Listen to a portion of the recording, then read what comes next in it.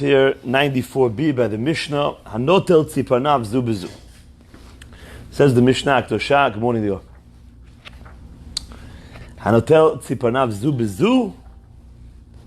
If someone removes his fingernails one with the other, and he doesn't use the normal nail scissor or nail clipper, a utensil, a specialized utensil to do this. He does it, himself, or b'shinav, or with his teeth, v'chein sa'aro, or his hair. He takes out with his hands, v'chein tzfamo, his mustache, v'chein zkano, his beard, v'chein agodelet, a lady who braids her hair, v'chein akochelet, or she applies eye makeup around her eyes. Blue kochelet is always blue. It's a blue makeup. That was the minhag in those days. V'chena pokeset, or this Rashi brings two pshatim in pokeset. Either she fixes her hair with a comb or with her hands. And Rashi brings another pshat over here that she puts places like a dough on her face, and when she ripped it off, that was the way that they applied red. If she had some sort of red complexion after she ripped it off. So Rabbi Eliezer mechayiv. Rabbi Eliezer says yichayiv on all these cases. Okay, now the last two cases of kodelet, the three cases kochelet and pokeset, we'll see why Rabbi Eliezer says yichayiv. But on the first bunch of cases, Rabbi Eliezer says yichayiv because of a gozez, shearing. Where you shear a sheep, you shear the wool off the sheep. So now, this is a tolda of gozes that you're doing to yourself. You're taking off your own hair, your own nails, your mustache, your beard, and that's a tolda of gozes. So you're chayiv. Deoraita comes along v'chachamim osrim mishum shvut. The chachamim say this is not the normal way of doing it on a weekday, and therefore, it's only going to be asur midrabanan because it's similar to gozes, but it's not the malacha d'oraita because you're doing it in an irregular fashion. Omar Rabbi Elazar, do not mix this up with Rabbi Eliezer from our Mishnah. Rabbi Eliezer was a Tana. This is Rabbi Elazar, although normally this is an Amora.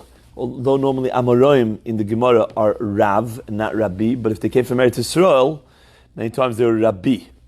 Like Rabbi Yochanan, Rabbi Elazar. Omar Rabbi Elazar.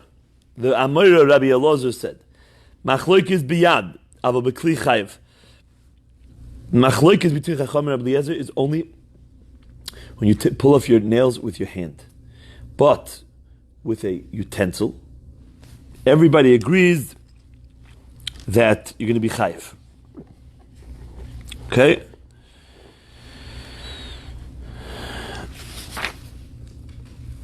Says the Gemara Pshita, of course, zu bezutinam. The Mishnah said, if you remove your nails one with the other, it doesn't say with a Kaylee, specifically because with a Kaylee, of course, everyone would agree that that's gozez. Why would you have to tell me that? So the Gemara says, Ma'u d'tem rabbanon b'chlina mipatri v'hoduktoni zu bezu lo yidiacho koicho yid Rabbi Eliezer komash molon. You would have thought that the rabbanon would say that even with a Cayley, you'd be patur. And why would I be patur even with a Cayley? So Rashi speaks out, because maybe the malacha of gozes is only by an animal. There is no such as malacha, just because it's similar. That's not a tolda. A tolda is that you get the same benefit through some other way, but it's basically creating the same thing. But here the whole malacha only applies to an animal. You could have thought such a thing. And doing it on a human being is like charade. It's not really the malacha. The malacha belongs to the animal, to the wool on the animals. And therefore, you would have thought that even with a Kaylee, with a specialized utensil, with a nail clipper, the nail scissor, you would be patur according to the chachamim, komash malon. So then why did the Mishnah say specifically with your hands and not with a specialized utensil? Just to show you the koch of Rabbi Eliezer. To say that Rabbi Eliezer says that there is a malacha here even if you use your hands. But it's not there to tell you that the Chachamim would agree by a Kaylee. You would have thought that the Chachamim argue by a Kaylee, even by a Kaylee. And they say there's no Melacha ever. Kamash Malon, that's why Rabbi Elazar, the Amora, had to tell us it's not so. They would agree that if you use a Kaylee, a nail clipper or a scissor, of course, you're going to be chayav. Okay? And the reason why the Mishnah says zu bezu is to tell you it's only zu bezu, which means one hand with the other, that you're going to be patur, according to the Chachamim, but otherwise you'll be chayav. The machloket between Rabbi Eliezer and the Chachamim is only if you do it to yourself. If you don't use a specialized utensil, then it's possible to take off your nails properly with your other nail. Why? Because you feel that you're going too deep, this is too much, this is too little. Since you're not using a real utensil, so that only you could do a good job. If you try doing it to your friend, you went too deep, you went too little, you don't know, you can't feel the other side. You can't do a good job. I mean, I just made up why it won't work. No one says the feeling issue. But the Shailesh said you can't do a good job. You can't do a professional job. If I use a Kaylee, if I use a specialized utensil, I can cut your nails perfectly. But Rabbi Elazar was saying if I don't use, like the Mishnah's case, then I'm only going to be chayev, according to Rabbi Eliezer in the Mishnah, if I do it to myself. But to my friend, everybody would agree that I'm be potter. Others learn that the reason why you're potter is because it's not the derech to do it. It's a little bit repulsive to do it to your friend with your hand. Therefore, it's not the derech of the malach. That's other Rishonim learn like that. Not because Rashi learns because you can't do a good job. Others learn it's not the normal way because it's bothersome to a person. It's a little bit repulsive for a person to do it to his friend. Therefore, that makes it not the malacha. Just take the wire off the sefer.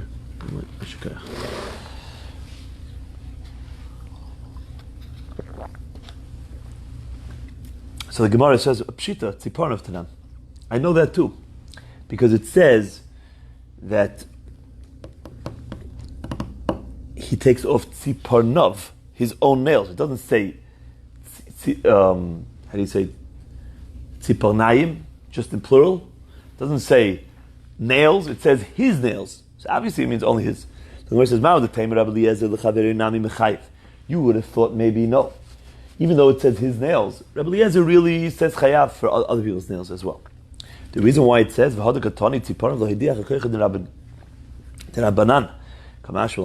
teach you the koach of the Rabbanan, that even when you're doing your own nails, you're still going to be patur. But maybe Rabbi Eliezer is mechayiv if you do your friend's nails. Kamash malon, therefore Rabbi Eliezer taught us, no. Specifically your own nails. Otherwise everyone agrees you're patur. Okay. V'chein se'aro. Same thing applies to your hair. Same machloket. If you pull out your hair, there's a malacha of gozes. If you pull it out with your hand, Rabbi Eliezer says that's gozes, you chayav.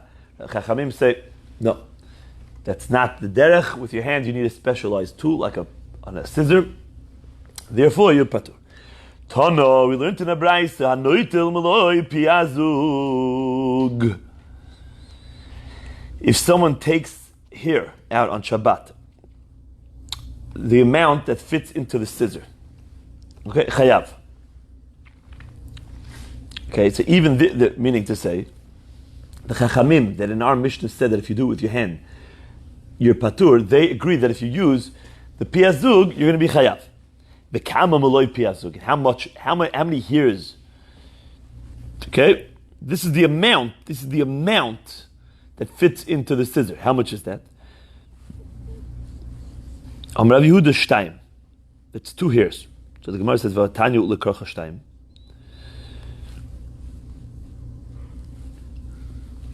The problem is that in that same braita, it gives a different amount of hair for a different isur in the Torah. The isur in the Torah is lekarcha. What's lekarcha? That means you're not allowed to remove hair because a person is mourning and he's in pain. The way of the goyim were that they would rip out here for pain. That was the way that they expressed their mourning. A Jew is not allowed to do such a thing. It's one of the averot in the Torah. V'lo tasimu kacha bein enechem lamet, for a dead man. Okay? Why not? Because the Torah says. Why does the Torah say it? Because that's the way the Goyim did it. Because you're expressing too much pain. A person has to be relaxed also. You can be in pain, but with Hashem. You can't go, what are you ripping your hair out? Hashem gave you hair. You don't give yourself pain. Don't pain yourself more than what Hashem did. Hashem, you have to have emunah and bitachon. Someone is behind that did what he did. Okay, but it doesn't matter the reason. At the end of the day, there's an isser of karcha. How many is karcha? Shtayim, the Breita says. So it seems, now if meloi pi azug is shtayim, then why would it give two different measurements if they mean the same thing? Meloi pi azug, which is shtayim, or by karcha shtayim. The fact that it says by karcha shtayim, obviously meloi pi azug is a different shear. So the Gemara says, no. Ema v'chein the karcha shtayim. Actually, you should just say in the Breita, and similarly for karcha, it's also two. Okay, so meloi pi azug is actually two. Tanya nami hochi, we learned in a Breita. Okay, the same thing. Hanotel meloi pi azug b'Shabbat chayav. V'kama meloi pi azug shtayim. That's what the Breita says. Rabbi Eliezer oimer achas. Rabbi Eliezer says one. You don't have to take off two. One is enough. Umaydim chachomim l'Rabbi Eliezer b'melaket levonos b'toich shchoros she'afilu achas chayov.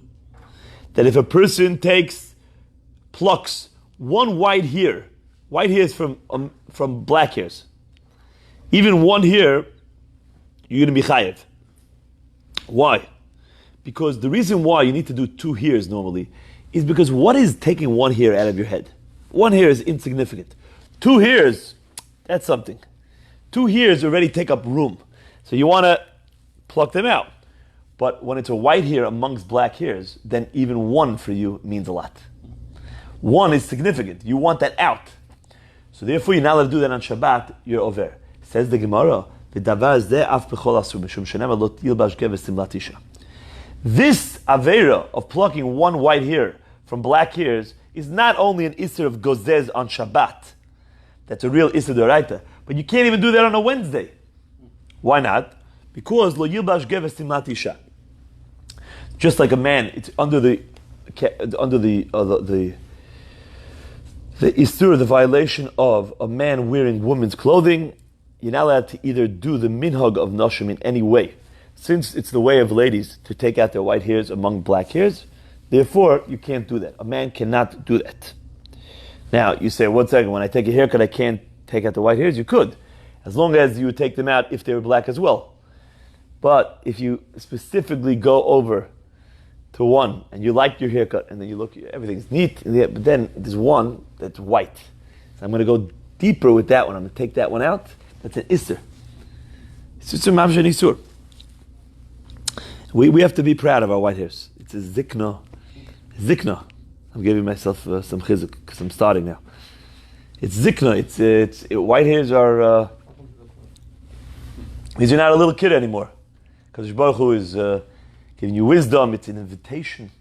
Like Rabbi Miller says, every white hair, you are cordially invited to come up soon and pass the test on everything in your life. It's an invitation.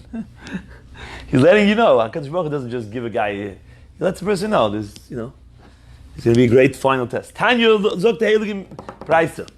Rabbi Shimon alozaroi tzihi poiren shehepeirash rubam. Listen to this. A nail that was mostly detached, vitzitzin, or around the nail, you have the cuticles and all that stuff over here, all that skin around, is sheper shuruban. That most of it is hanging off. It's mostly detached. And they're about to detach themselves. Biyad mutar. Doesn't say patur, but there's Isur D'Rabbanan. Mutar. You're allowed to take them off on Shabbat. Bekli, but if you use a utensil, chayav chatat, then it's mamash the worst isur. It's deoraita. Okay? This is the halacha. Says the Gemara, is there anything that with a utensil you have reached mamish the pinnacle of the violation of Shabbat? This is like the violation. And then if you use it, do it in a little bit of an abnormal fashion. You don't do it with the Kaylee, then you go all the way down to mutar. No, now it's abnormal. Now it's asur midrabanan. We never find such a great contrast that if you do it with a Kaylee, you chayav, and if you do it without a Kaylee, you go all the way down to mutar, to permitted. It's not permitted. So the Gemara says, Hachi Kamer, this is how you read it. Im per shuruban biyad mutar, bekli patur. If they're mostly detached, with your hand, it's allowed. With a Kaylee, it's patur, not chayav, aval asur. Lo per shuruban biyad patur aval asur bekli chayav. But can you explain quickly the patur, all that? Yeah, chayav and patur means you're obligated to bring a sacrifice, and patur means you're exempt from bringing a sacrifice. If you did it inadvertently on Shabbat, if you did it willingly and there were witnesses there, chayav would mean the man is obligated to, he's condemned to the death penalty, and patur would mean he's not. If he does it willingly without witnesses, then he incurs the karet, which means Hashem cuts him off the world before his time, and that's what chayav means. Whenever you see the word chayav, whether he did it willingly or not, it always means he's obligated with something by the Torah. Either death or a sacrifice. Patur means he's not. He doesn't. Why? Because he didn't violate the isur of the Torah. But 99% of the time in Shabbat, even if it's patur, it's still asur. It's still prohibited. Okay, it's still prohibited. Midrabanan. Mutar, however, mutar means totally permitted. It means that there's not even an Isser D'Rabbanan. So the Gemara now concludes as follows. If most of it is detached, right? Right? So then you can do it with your hand. And with a Kaylee, it's not even the Malacha. It's not even the biblical Malacha. Because it's mostly detached. And therefore, already know when Shabbat started, or it was a process that throughout Shabbat it became more and more detached. Because if you're more detaching it as Shabbat goes, what does that mean? As long as when you actually pull it off, doesn't matter. What was it at that point? If it was the majority was off at that point, the point that you're doing the malach, that you're pulling it off. Okay. You're saying it keeps gradually as Shabbos goes along, it keeps naturally by itself getting. No, you could be playing with it with like this. Oh no! You can't be doing that. Right. Yeah, right. We're talking about it was mostly detached. However, you hit a table, or from before Shabbat, you were cutting and then you forgot to take it. Whatever it is. But right now, it's mostly detached. So then you'll never have the Isur Deoraita. Okay, but because that's not the Isur Deoraita. But loy per shuruban. But if it's not. It's mostly attached, then with your hand you'll be patur, but it's asur. Bikli chayav. Okay, now it's a little bit hard to know by the nail. You know when the majority is off, the majority of your nail. But what does it mean? The majority is off by the skin around your nail. The majority. I'm saying maybe I could just keep pulling up. I'm saying well, the majority of what? So the Achronim speak about. The Pri Megadim says. Basically, the majority of when normally people already pull it off. People don't, go till here. So if it's a little bit, people leave it. Then if it's mostly off, let's say, right? You figure out the amount that people usually let it grow, and then the majority of that. That's how the Achronim say. Okay, Amar Rabbi Yehuda, Lior, would you be able to do me a favor? Could you turn the air conditioning on? Oh yeah, it's a little warm in here, no? Thank you. Fire the Torah, Rabbi.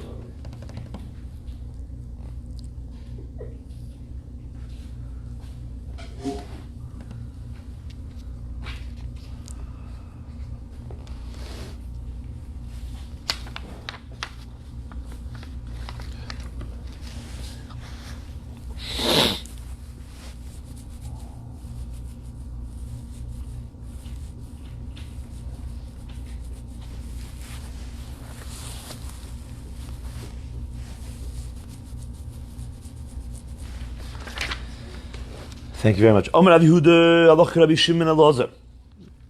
The halacha follows Rabbi Shimon ben Elazar. That means that you're allowed to remove a nail and tzitzin that are mostly off with your hand. That's the halacha. That's what he says the halacha is. Mutar. What? Mutar. Mutar. But this is very important. This is very important. And this actually what I'm about to say is brought down in Halacha. He qualifies the statement. You're right. The Halacha is like Rabbi Shimon and Elazar. You're allowed to, if they're mostly off. But Rabbi Yochanan said,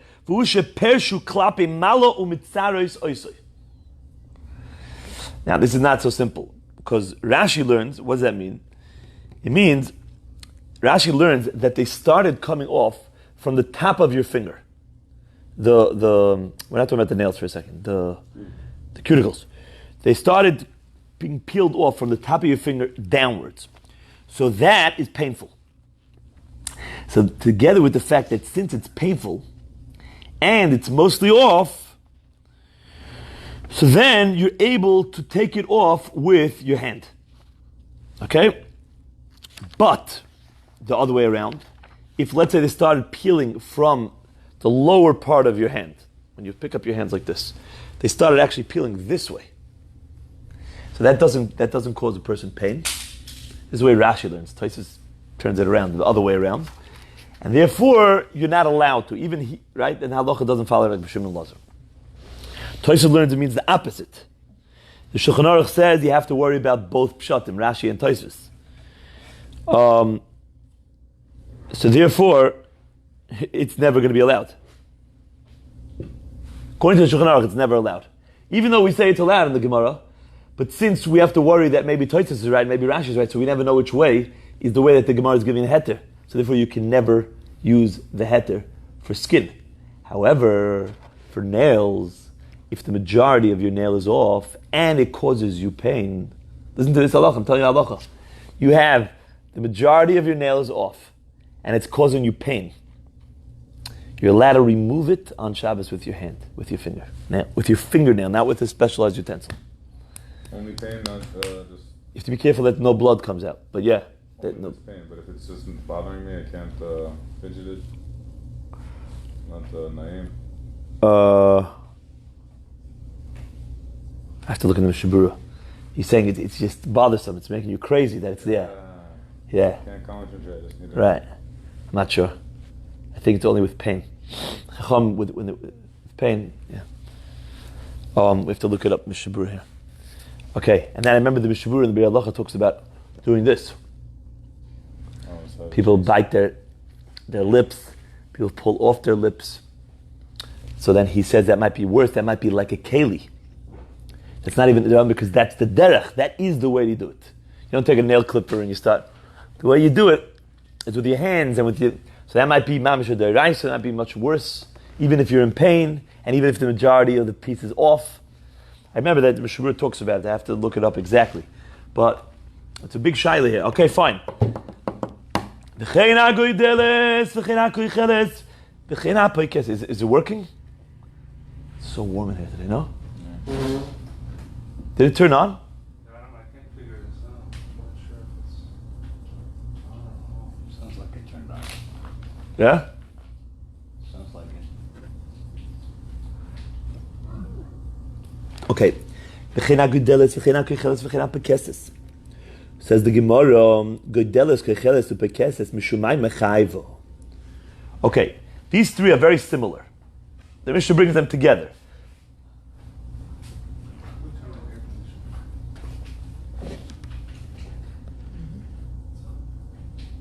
Daraba. So the lady braids. She's braiding. She's applying eyeshadow, eye makeup, whatever it's called. And pokeset means either she's doing that with the. She's making her face red with these types of. They used to put some sort of like doughs or wax, whatever it was, and rip them off. Or she's doing her hair, whatever it is. But what is the isser? What malacha are these three under? Amar Rabbi Oven, Amar Rabbi Yosef, Rabbi Chanina, Gedeles mishum oireges, koicheles mishum koiseves, poikeses mishum toiva. Gedeles, braiding you here, is weaving. When you weave, that's what you're doing. That's what you're doing with your hair as well. You're weaving your hair, one in within the other. You're not allowed to weave on Shabbat. Kochelet, because they did that in the Mishkan. The eye makeup is kotevet. Okay? Because when you paint around the eye, that's like you're writing with the pen. Pokeset, and pokeset is this other thing that we said about making your hair. Well, it depends how you learn. Is mishum toiva, because of spinning.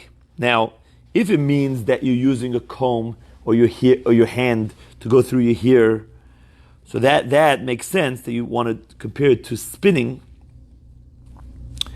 because basically spinning is getting the hair to be straight and nice. So they used to put their hands in water or in oil and they go through the hair to be able to make their hairs all straight and nice. So that's similar to spinning threads. The second shot is very interesting. They used to sort of make some sort of nice strings, I don't know why, out of this dough that they placed on their face. Because I guess they didn't want it everywhere, so they made specific strings, so they were like, it was like spinning. It was like spinning because what's spinning? Spinning is you're making nice threads out of this entire, what do they call it? The raw? Yarn? The yarn. Out of the yarn, you're making nice threads. So it's the same thing you're doing out of the dough. The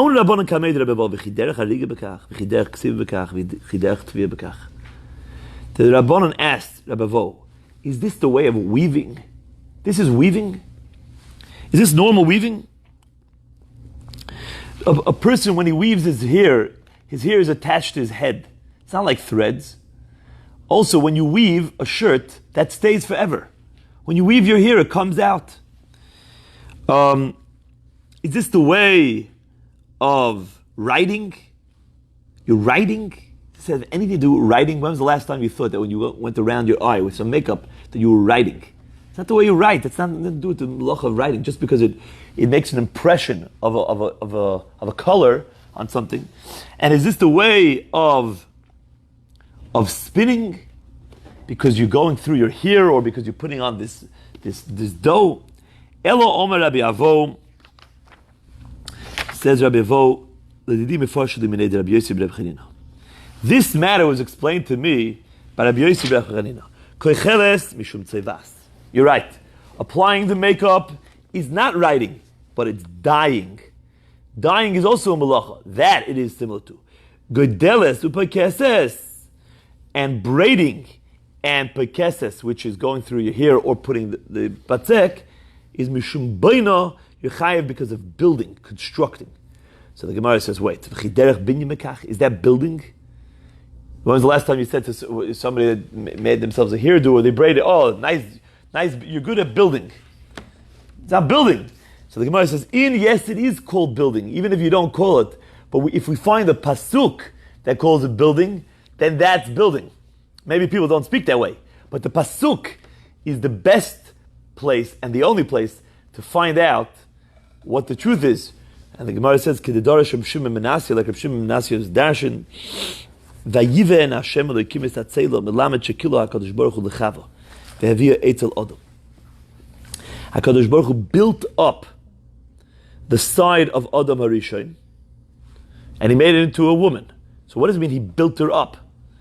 So it says, HaKadosh Baruch Hu braided her hair for the wedding. Hashem braided Chava's hair and brought her to Adam. Shekain bekrachi hayom koirin lekali oisa bani yosa. We find that they call braiding the hair baniyata. They still, in certain islands, they still know how to call it. They call it baniyata. Okay? Is that Midrash, Rabbi? Where is that from? What do you mean? Is that Midrash? Where are they getting that from? That Hashem braided her hair. Where's the pasuk from?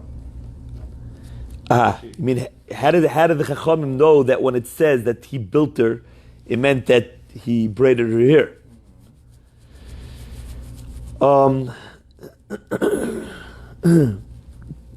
I don't know the answer. That's a very good question, actually. It could be that that it bothered them. What does it mean that he built up the Tzela? Should have just said he created from the Tzela. Vayas Hashem Elokim es Tzela. Hashem made the side that he took from Adam into a woman. But it says he built. So they knew that it was something after he made her that he had to do with her. And they maybe brought a proof from the fact that they found this island that calls braiding baniyata, and there has to be a source for all these languages. So therefore they realized that Vayiven was braiding the hair. I don't know the answer. I'm just guessing a pshat. But it's actually a very good question. Because even the Midrashim and the Tanoim, when they dash in a word, they can't just... Where do they get that from? Either they have to get it from another place. How do they know that Vayiven means? But that's what they're saying. Very good. So, Tanya. Rabbi Shimon ben Elazar oimer, Godeles keicheles ufekeses, la'atzma p'tura l'chaver t'chayeves. Okay? Here it's the opposite. When you do it to yourself, you can't do a good job. You can't braid your hair, or apply the makeup, or go through your hair, or paint your eyes properly. So therefore, you're not really doing the building or the dyeing in the professional manner, which is the real melacha. It's only when you go to the makeup lady, right? That artist, she could do a good job. When you go to the hair lady, she'll do a good job for the other lady. That's who's going to be chayav, the lady, the professional, because then you could do a good job, and therefore, otherwise you're p'tura. Rabbi Eliezer. And Rabbi Shimon Elazar would also say this in the name of Rabbi Eliezer. Isha lo yisaver srok al paneo mipnei shetzayvast. Another halacha is that a lady also should not put srak, which is red paint, like blush, on her face, because she is dying. Two cases. If someone milks a cow or an animal on Shabbat, okay, mechabetz is he places the gel, the congealed milk into these leaves, okay, of reeds that they made some sort of like basket, and they weave them in order for the milk to drip out. That's part of the process of making the cheese. V'hamagavin, or one who cheeses them, okay, which means that he basically takes all these clumps of milk that are congealed and he forms a big mass out of them, and that is another step in the cheese process. Kigrogeret. The shear to be chayev on all of these on Shabbat is the size of a fig. Hamechabed, someone who sweeps his home on Shabbat, the hameda bets. With someone, the way they used to do it, they used to sprinkle some water on the ground so that the earth, that the dust shouldn't rise. They would keep the dust on the ground. Or someone that removes honeycombs from the beehive. Shagag b'Shabbat chayav chatat. If he did it unwillingly, unintentionally on Shabbat, then he has to bring a sacrifice, a korban chatat. Hezid b'yom tov lo ke'abayim. If he did it on purpose, on Yom Tov, he'll get 40 lashes, because Yom Tov, you never get mita for Yom Tov, for the malachot, right? It's always makot. Divrei Rabbi Eliezer. V'chachamim omrim echad zeh ve'echad zeh Eino ela mishum shvut. The Chachamim say there's nothing more than an Isur Dirabanan. These are not real milachot. Okay? What is the problem with sweeping? The problem with sweeping, according to Rabbi Eliezer, is that a person might fill in the holes in his home. Okay? The Chachamim say it's not a psik ratio, it's not for sure going to happen, and therefore it's only going to be an Isur D'Rabbanon.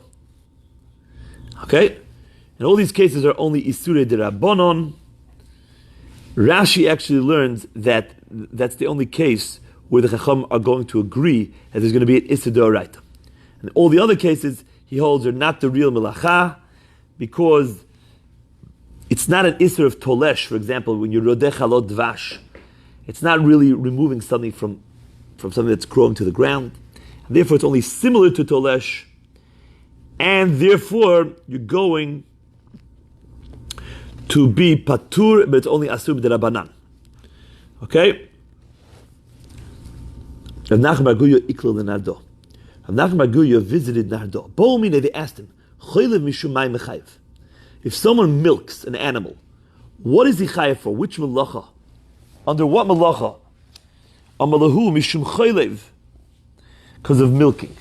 Mechabetz mishum mechayev, when the person does this process of getting the drips, the water that's left in the cheese to drip out. What amalahu mishum mechabetz. The name of the malacha is mechabetz itself. Megaben mishum mechayev, making cheese. Why chayev? Amalu mishum megaben, for making cheese. Amulei, they said to him, Raboch kotel kone ba'ag mahava. Your Rebbe was cutting reeds in the swamp. Basically, you don't know what he doesn't know how to explain the Mishnah. Also, Shol be midrasha. Rav Nachman Bar Guya came and he asked in the Beis Medrash, milking is mifarek, is extracting the milk from the place that it was gathered inside the behemoth. And it's a tolda of the malacha of dash. Dash is threshing. What do you do? What are you really creating when you thresh? The kernels are trapped inside their casing. In order to loosen them, you need the animal to step on them. And now they're extracted from where they were contained. And that's really what you're doing when you milk an animal as well. Because the milk was gathered inside the udder of the animal. And now that you squeezed it, you extracted it from there.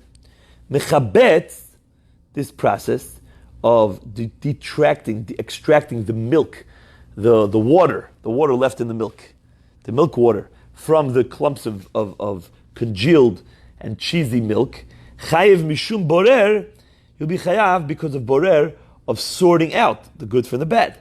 Megaben chayav mishum boneh.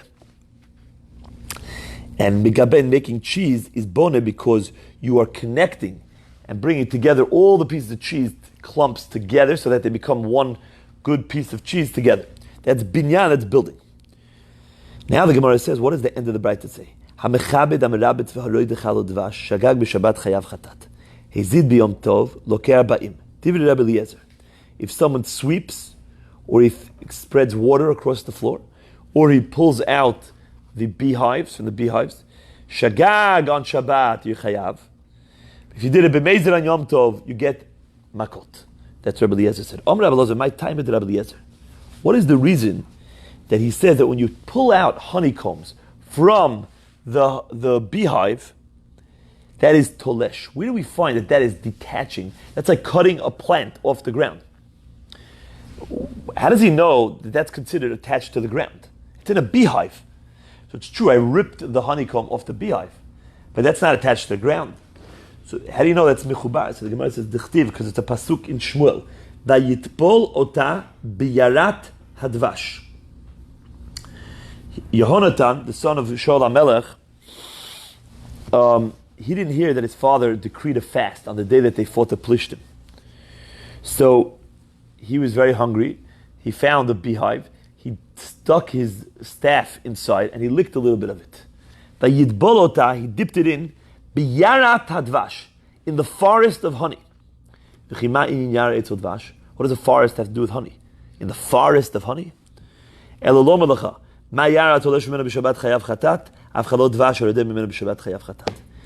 It's teaching you that it's like a forest. And just like if a person detaches anything from a forest on Shabbat, he's chayav because of tolesh, which is a malacha, a tolda of kotzer, of harvesting. So too, if you take honeycombs, also, it will be tolesh. The Chachamim, they don't agree with this. They say, they don't like this drasha, and they say it's only similar to it, and it's only asur midrabanan. So now, the Chachamim, what else do they say in the Braita? They said you're not allowed midrabanan to spread water across the home floor. What's this isur? Ameimer shor zilcha b'mechuzah. Ameimer allowed in mechuzah, because in mechuzah was a fancy place, we learned before, and they had stone floors. He said, what's the whole reason why the Rabbanan prohibited it? Is because you might come up to fill the holes inside the ground. Because what happens is that when you pour a lot of water across, so the earth gathers together and it starts moving around a little bit, and there might be little holes that will get filled up by the dust, and that's binyan. That's building up a home. It's building up the floor. That would really be binyan if you did it on purpose. So since this might happen, the Chachamim said it's asur midrabanan. However, hachaleka gumot, on our floors that are made out of stone, there are no holes, so there's no issue. Okay?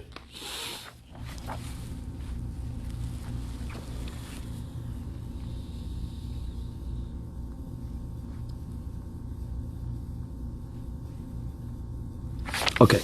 Says the Gemara, Rava toisvo ashkechel ravino. Rava toisvo. He found Ravina to commit star mehavlo.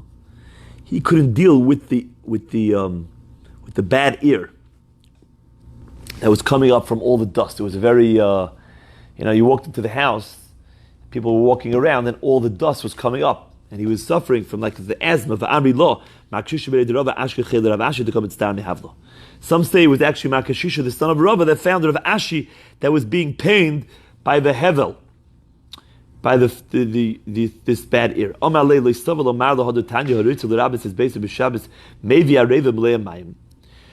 Doesn't the master hold of the Braita that says that if one wants to spread water across the home on Shabbat, and we know it's an Isur D'Rabbanan over here, that's why they weren't able to do anything. But there's an eitzah, there's an advice, there's a thing, something you can do. The Braita says, you bring an areva, a bowl, milei amayim, v'roichetz ponis b'zavizu, yodav b'zavidzu, ragel b'zavidzu, v'nimtza b'ayis b'savis me'elov.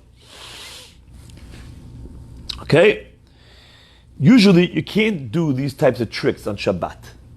Beharama. It's called the trickery, like a loop, not a loophole, you do like a trick. Okay? But here, since the chash, the worry is very far that it's actually going to end up happening, therefore they allowed it. What you do is you wash your face in one corner. What happens when you wash your face? Maybe some of the drops will fall out of the bowl and fall on the floor. And then you go to that corner and this corner, and you keep on washing this hand here, this hand here. At the end of the day, you have water spread across the floor. So what am I trying to do? I'm trying to do something else. I'm washing up. If it happens, it happens. It's Eina Mechavin.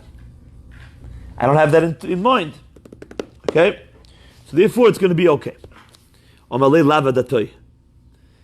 forgot this heter. Okay? Or, Rashi brings another pshat from his Rebbeim. Lava datoy. I don't agree with this heter. Tona ishu chachama mirabetes beisa b'Shabbos. The wife of a Talmid Chacham, or a woman who is a daughter of a Talmid Chacham, who heard this before from her father or husband, mirabetes beisa b'Shabbos. She knows how to be mirabet on Shabbos with this eitzah.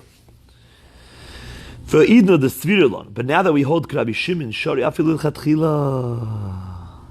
Now you're allowed to do it even Lechatchila. Why?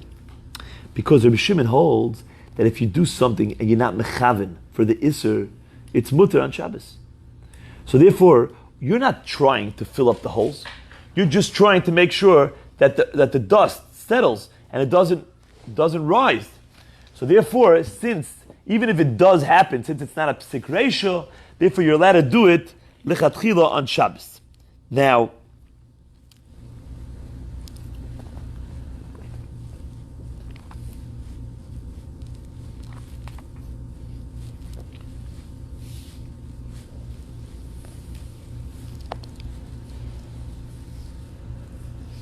okay, let's continue now.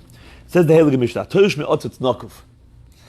If someone detaches a plant or something growing from a pot, and this pot is a perforated pot, chayav. Now, where's it perforated doesn't really matter, because if it's perforated, it's breathing and it's nurturing from the ground. It's pulling in from the ground. And it's considered like the plant is actually growing in the ground. And therefore, when you rip it out of this potted plant, you rip out the plant, it's like you're pulling it out of the ground. Okay, the she'eno nakuv, but a non-perforated pot, patur. Okay, you're going to be patur. There won't be an ister doraita. Maybe the Rabbanan there is, but doraita there isn't. Now you say, 1 second, but I'm still pulling the plant out of the pot. Forget about the ground in the ground, but this is also the ground. So the answer is, since it's not normal for things to grow out of these pots, the normal place, they thought of this new idea, they put it in pots. The normal place where things that grow out of is the ground, or at least in a pot that's still drawing and nurturing from the ground's soil when it's perforated, but a non-perforated pot is not the norm. Therefore, it's not the malacha, it's not the straight malacha, you'll be patur. Okay?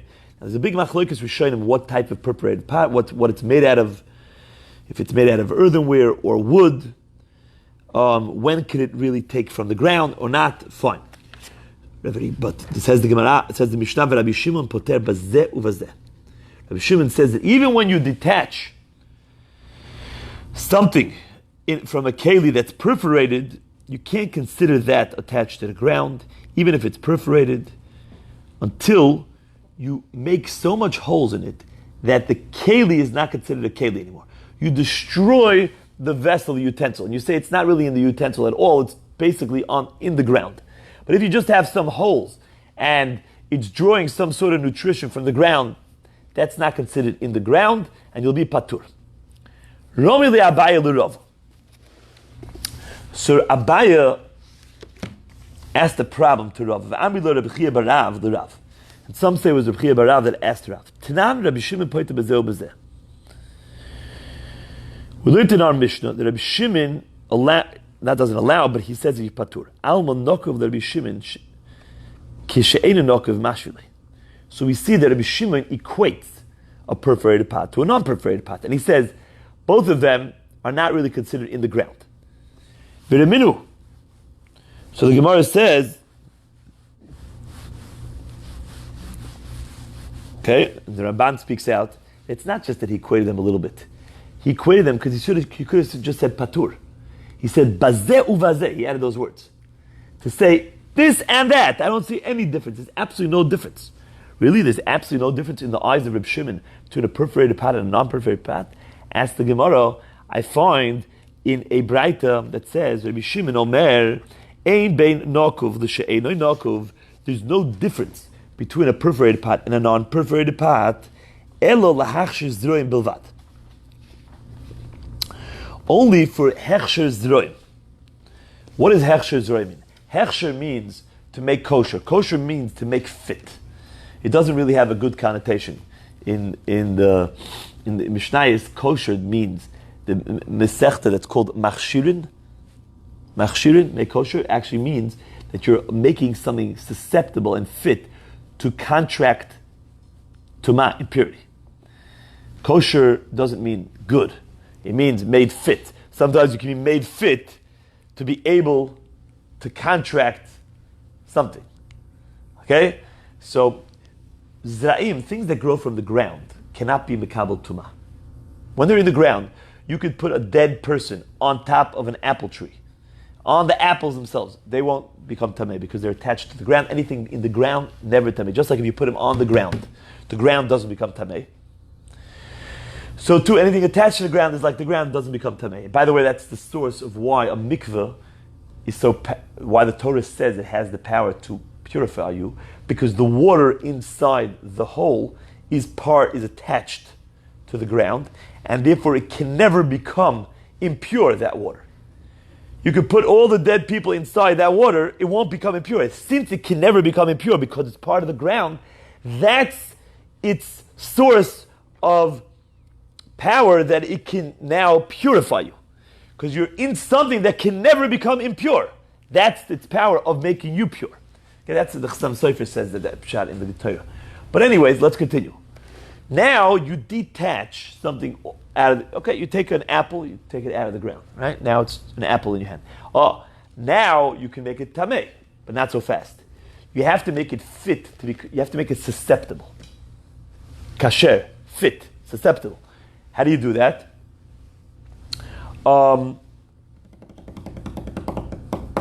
You have to make it wet with one of the 7 liquids, right? Yad, Shach, Adam. 7 liquids are, again, quickly: blood, water, dew, milk, wine, honey, oil. Those are the 7 liquids, and that's called Hechsher Zroim. So the halacha is like this. So he says, Ein bein. There is no difference between a perforated pot and a non-perforated pot. El lahachsher zroim bilvad. The only difference is that if something's planted in a perforated pot, it's considered attached to the ground. And even if it gets wet and the owner pours water all over it, it's not susceptible because it's attached to the ground. But if something is planted in a non-perforated pot, and then it becomes wet, and by the way, when it becomes wet, it has to be with the consent of the owner of the item. Okay, it's a different halacha. Then it will become huchshar l'zroim because it's not attached to the ground. Aha! So we see that even according to Rabbi Shimon, there is a difference. He says there is one difference between a perforated and a non-perforated. But in our Mishnah, it sounds like, in regards to Hilchot Shabbat, he says, they're all the same. There's no difference. And therefore, just like you're patur from tolesh, from a atzitz she'enoi nakuv, you'll be patur from atzitz she'nakuv.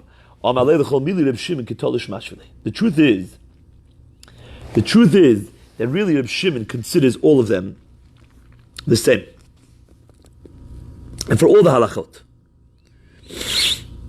there's different ways of acquiring items. If you want to acquire something that's a movable object, there's a different way of acquiring it than if you acquire karka. If I want to buy your land, I can give you money.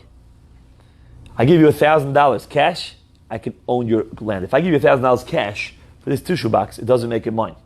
It's a machloket if it doesn't make it mine, midoraito, midrabanan, but at the end of the day, it doesn't work. I have to actually go like this. Either pull it, lift it up. I have to make a real kinyan with my hand. The money is only that you're not willing for this act to make it mine, otherwise it would be considered an act of theft. You're willing to allow this act to work if I pay you money, but it's not really the thing that makes the acquisition, the transaction transpire. However, by karka, by land, that actually makes the transaction go through. I give you the money, so really, let's say a perforated pot and a non-perforated pot. I want to buy a non-perforated pot or a perforated pot. So in regards to all the halachas, Shabbat, buying, we consider it not attached to the ground. And money won't make it happen. You'll have to actually pick up the pot or pull it. Okay, and in regards to Shabbat. Another halacha, when you write a pruzbul, you know what a pruzbul is? in order for the 7th year not to skip a debt and to cancel the debt, there's a way out that you write a prusbul. Not going to get into all the details now, but we do it by Shemitah. Now, in order for that to work, the one who borrowed money has to own land. So let's say he only owns a pot. Is that considered land? So if it's not perforated, so obviously he doesn't own land. And what about if it's perforated? So it's the same thing. According to Shimon, in all those halachas, Shabbat, buying it, prusbul, it's not land, even if it's perforated. However, v'shani le'inyan tuma de'atoyer ribsa ta'ara etzel zroim shenemar al kol zera zeru asher yizareya. Since the Torah has extra words asher yizareya, that he will plant, al kol zera zeru asher yizareya. That means the Torah is saying that the zra'im, things that are planted, are able to become huchshal tuma only when they are totally detached.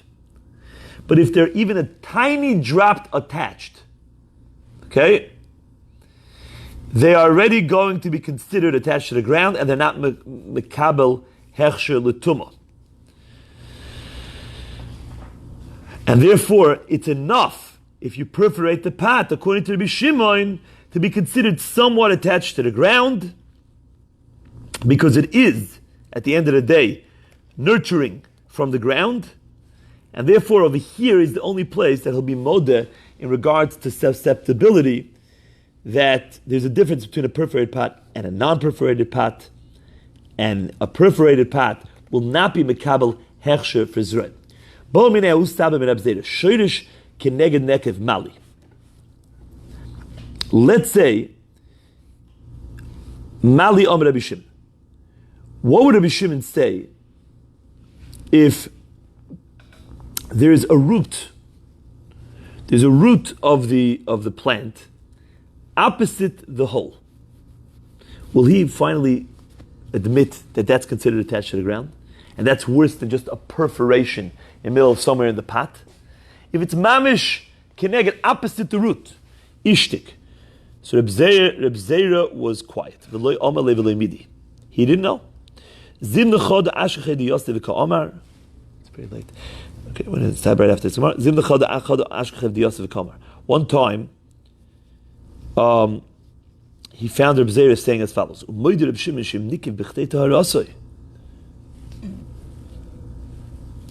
Reb Shimon is moide, that if you perforate it in a way that it would actually make the Kaylee tahor. We know that a Kaylee that breaks, a kli cheres Kaylee that breaks, is totally tahor. The way that you purify it is you break it. Or any Kaylee, once it doesn't serve as a utensil, it can't really hold things. So now it's tahor because it's not a utensil. So Shimon is moeded that if the pot was broken enough that it wouldn't be tamei anymore if it was tamei, if the actual pot was tamei, so then the things that grow inside it are considered attached to the ground. Because they don't really lie, they're not lying now in a Kaylee. Because there is no Kaylee. So where are they lying? They're lying in earth. And where's that earth? Not in the Kaylee, because there ain't no Kaylee. So where are they lying in the earth? That's the top of the other earth, and that's considered. Okay, Amalei, Hashta, now that you said this Zaken told Reb Zera, Shorish keneged nekev boy minoch, I asked you about the root that's opposite the hole. The loy amris li v'loy midi. You didn't answer me. So nikiv b'chdei taharasa mi boy. So what's the Sheila? If you didn't know about that, so that if you perforate the pot in order to make it tahor, you're telling me you don't know about if the root goes straight down. So there's absolutely no Sheila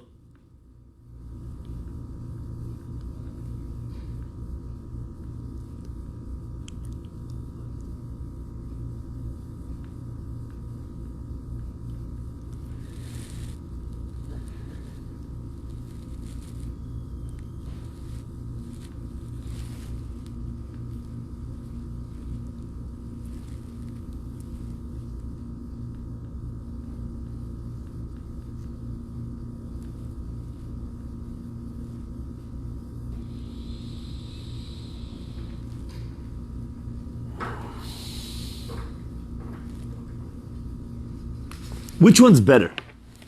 Which one is better? Is it better to have the root straight into the ground? Basically, you have a direct root from the root straight to the ground? Or is it better to have a Kaylee that's actually blocking the roots, and there's a hole somewhere else, but the hole creates tahara, because the Kaylee is considered broken. So this Zaken said it doesn't make sense that you would say that if Shimon is moide, that if the Kaylee is broken in a way that it's not called a Kaylee, even though it's mamash blocking the nurture, right? The being shoef, the being the whatever, nurturing from the ground. It's totally blocking it. And you're still telling me that if it's broken, it's good. So how did you have this Sheila over there? You didn't know about when I told you if the root is straight down to the ground? That's the straightest, unika, straight from the Caca. Omer Abaya v'i itma lohoda Rabbi Zera, hochi hu de itma. When Rabbi Zera said that Rabbi Shimon is moda about a certain hole, this is what he said. Umoide Rabbi Shimon she'im nikiv lemata merevis. Rabbi Shimon is only moide when there's a hole on the bottom quarter, which means not the bottom quarter, but it won't hold a quarter of a loik. So then, if the Kaylee won't even hold that much liquid inside it, up to the point, let's see it right here. You see this point? So right here, if you fill it up with water, how much water could the Kaylee hold? Less than revius, because once it hits this amount, it will start dripping out. That's considered mechubel lekaka, because a Kaylee that can't even hold a revius is not considered a Kaylee at all. So it takes that? What? So it's considered like it's not a Kaylee at all, because if the Kaylee cannot hold a revius, it's not a Kaylee. It's broken.